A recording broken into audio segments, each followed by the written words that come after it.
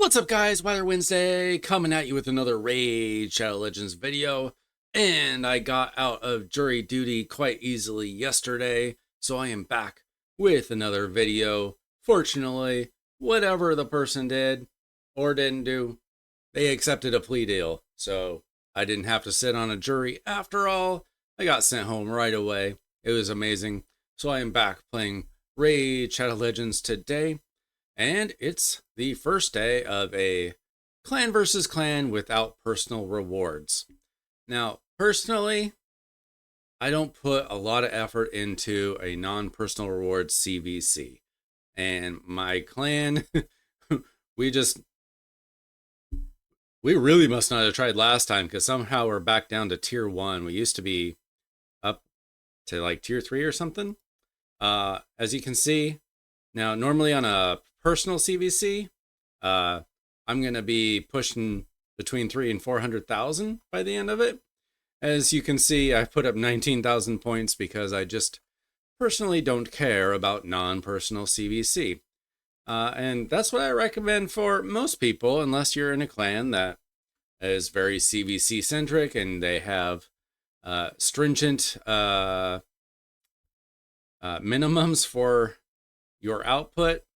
I don't personally get it. I don't think the rewards for a regular CVC are that amazing. Even if you go to tier 6, a tier 6 clan gets 3 void shards.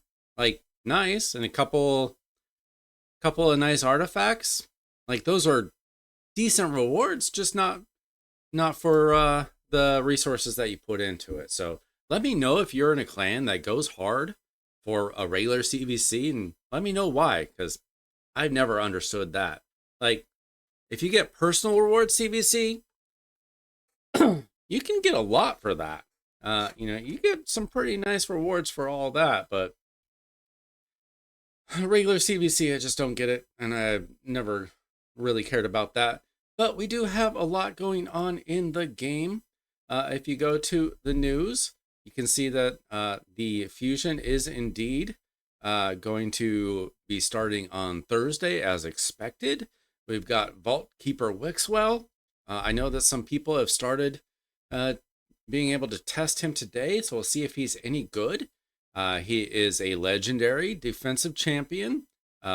He is Force Affinity from the Sacred Order. And the interesting thing about him is this intercept buff. It's a brand new buff, which will block attempts at placing crowd control debuffs. Only problem is, I think that he would have to go first in order to do that. So I don't know. I haven't seen any playtests on him yet. So I just don't know if he's truly a defensive powerhouse as they claim with his shield.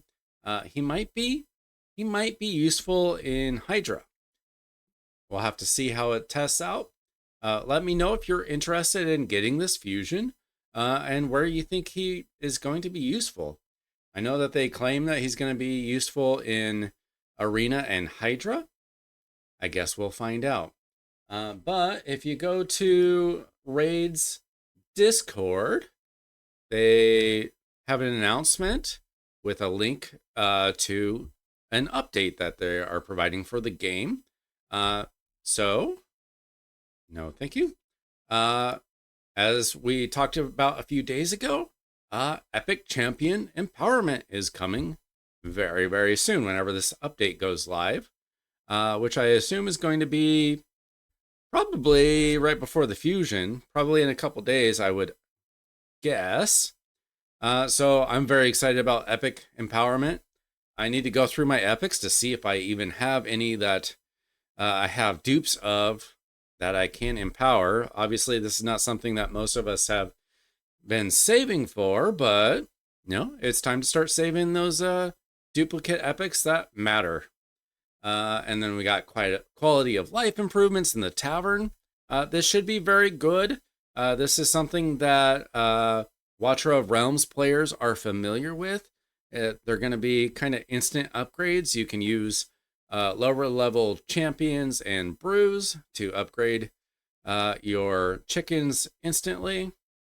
We'll scroll down a little bit more. So instant rake ups, and then New clan role. Oh, that's interesting. Lieutenant. These players will rank below deputies. I am a deputy. I was dragged kicking and screaming into that role because I don't really want a leadership role, but my job in my clan is to tell the clan leader when we need to kick somebody for not being active in the clan, which I am happy to do because I don't like it when people just kind of disappear and don't help out the clan. Obviously, if they let us know that they're busy or whatever, that's fine. They will have the right to invite new members to the clan. Okay. The maximum number of deputies will increase to 5. Oh, so that's very useful. You can have a few extra players in your clan inviting new players. So takes a little work away from the clan leader. That's cool. Let's see. UI changes, new tab, feature news and general news. Okay, whatever. And then we've got we've got a couple of rebalance champions, Claydna and Hackhorn Smashlord.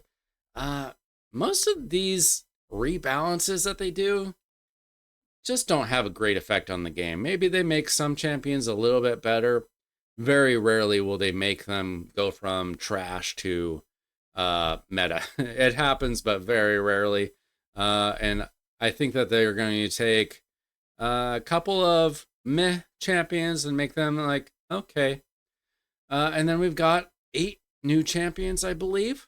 Obviously, the Fusion champion is going to be one of them. Also, I'm going to guess that this is going to be a traditional Fusion, and you're going to have to turn these epics into the Fusion champion. That's just my guess. I don't know if there's official word on that, but I think that Arwid Quivergrass, some name, is probably going to be just that. And I wouldn't be surprised if this rare had to be fused into the epic. I don't know how hard this fusion's going to be, but it might be pretty intensive. We got Terex the Restless, a rare. And then we got a brand new mythical, Rooster. Gallius, a Bloodcrest, okay. And another one. Oh, that's their other form. Okay. Makes sense. That is Gallius's other form, I should say. Dune Lord Gregor, a new Forest Legendary defensive champion from the Barbarians. We got a Void Legendary, Senna Amberheart, support Dwarf. And we got Gaiath, the Truth Shield. Sounds a little too much like Gaius, but okay.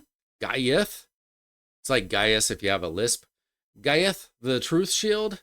Legendary magic defensive champion, Knights Revenant. So we're getting a lot of new support and defensive champions. Glysad of the Meltwater, a legendary force support champion from the Sylvan Watchers, and Vault Keeper Wixwell, of course. So interesting. We have quite a number of new legendaries coming to the game. We'll see how testing plays out and if they're any good. And maybe I'll get one of them someday. Feels like these exciting updates come out and I don't get the champion for 2 years. So it's hard to get too excited about champions that you may never get.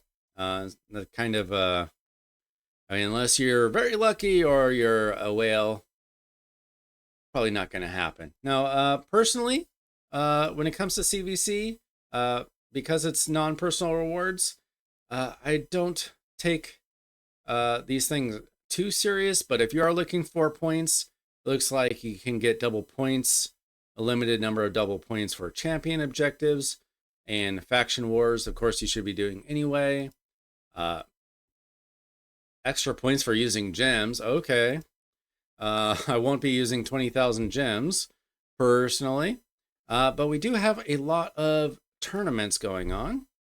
And as you can see, we have a Spider Turn Attack, a Sand Devil Turn Attack, and a Classic Arena Takedown. Now, the Classic Arena Takedown, the rewards are just never amazing for that, unfortunately. It's always just 5-star gear, which is very disappointing. Why do we have 5-star gear as rewards in 2024? That's ridiculous. But when it comes to the spider turn attack and the sand devil turn attack, there are some decent rewards. So let's take a look.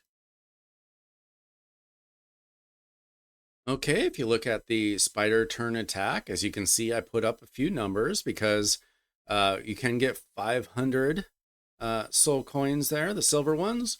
And you can also work your way up toward blue shard and a blue book. So not that amazing, but it's something to go for, especially during a CVC. Pretty good points when you go for spider. As you can see, some guys are going really hard, and they're over 21,000 points just less than half a day into it. So I'm just not going that crazy for spider, but I did want to get those mortal soul coins there. And we have this sand devil turn attack, which is actually interesting to me, something that I'm probably going to do a bunch of runs on, perhaps overnight, because I have a pretty slow Sand Devil 25 team compared to others. But I would love to be able to get this 3,000 points to get this medium soul stone and the 500 coins as well, plus the little one. So those are pretty good rewards. The winners just get the normal stuff.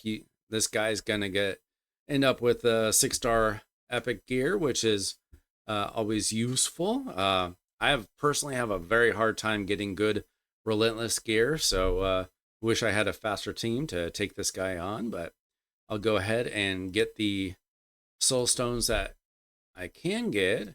Now we still have a day and a half left to be pulling for this awakening boost on immortal soul stones. Personally, I'm saving for another day. I've only got a couple anyway, so I'm not stressing this. I have seen some other people pull, which I don't blame them for. It's actually very good rewards right now. I know I saw Scratch had an amazing pull. If you checked out his video, I won't spoil it, but he got an amazing 6-star soul, and I've seen some other guys get some very good ones as well. Personally, I'm going to be saving when I can double dip somewhere else, but you do get some good points for CVC for pulling your soul stones. So unfortunately, it's immortal soul stones only. If it was regular immortal soul stones as well, then I might have considered it going for it now, but I'm going to hold off until I can get some amazing rewards for all those soul summons. Now, I do want to make a very important note that in the clan shop this week, I think that this is the same for everybody. Let me know if I'm wrong about this, but I assume that everybody gets the same possibilities every time.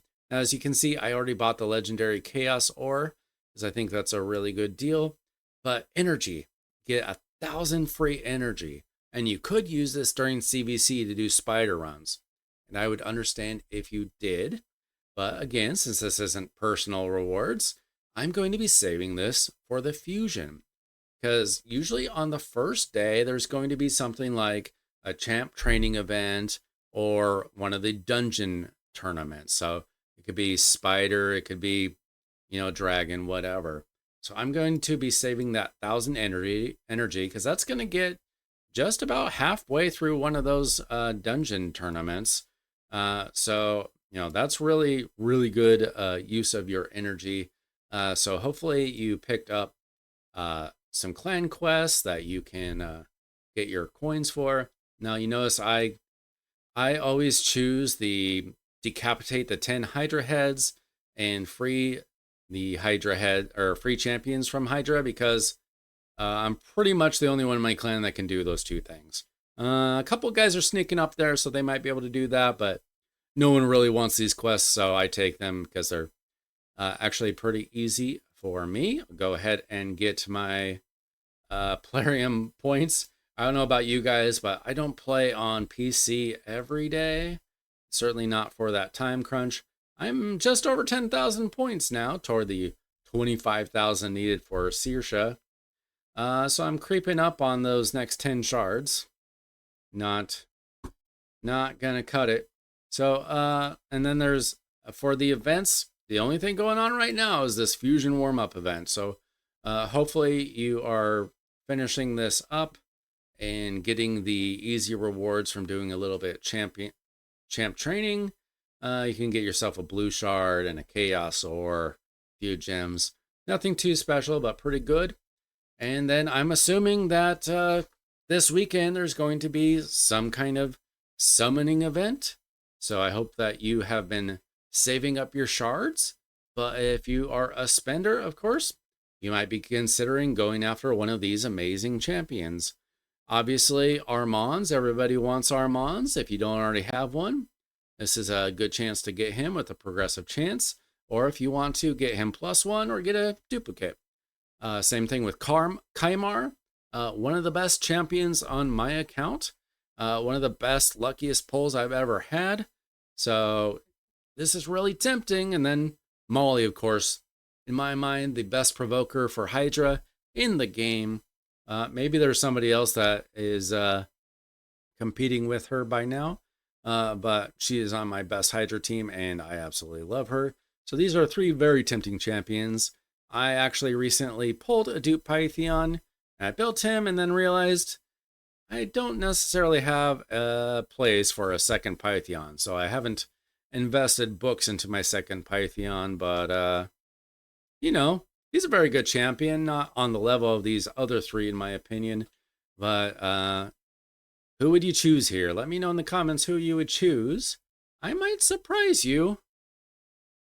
If I was to summon, I think I would go for another Molly. I think it would be easier for me to use another Molly than another Armands or Kymar. Although I'd be happy with any of those, to be quite honest. So same thing for Primal and Sacred Shards. And then when it comes to Void Shards, Siphi. I would love to get Siphi, but I'm not using my 8 Void Shards for a small chance of getting a Siphi the Lost Bride, although that would be an amazing pull. One of the top champions in the game. So that's about it for Raid Shadow Legends today. As I said, personally, I am saving as much of my resources as I can for the fusion. Typically, I only need about 1,000 gems to get through a fusion. This one might be a little bit more intensive. If it is indeed classic fusion, you might need a little bit more. Depends on your account and your strategies, but yeah, I'm just waiting for this fusion. Hopefully he'll be good, because I'm probably going for him either way, and we'll find out. So that's it for me today. Thanks so much for watching. I'm glad to be here with you all instead of sitting in jury duty. I hope that you enjoyed this video as well, and that you will subscribe to this channel for more Raid Shadow Legends content.